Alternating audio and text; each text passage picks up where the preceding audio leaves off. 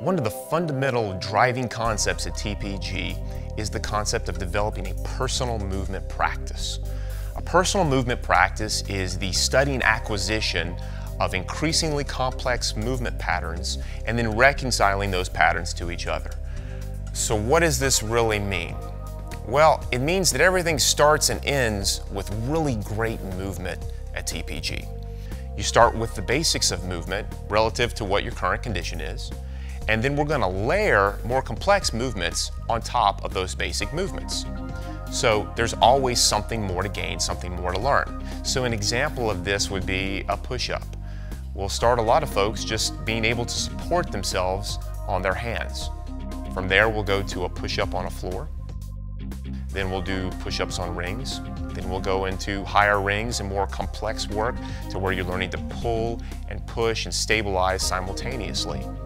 Really, the sky's the limit. There's no ceiling to movement complexity. It's a lifelong practice. So the best way to describe how the movement practice benefits your fitness is through something called the loop concept, which we'll explore in part 2.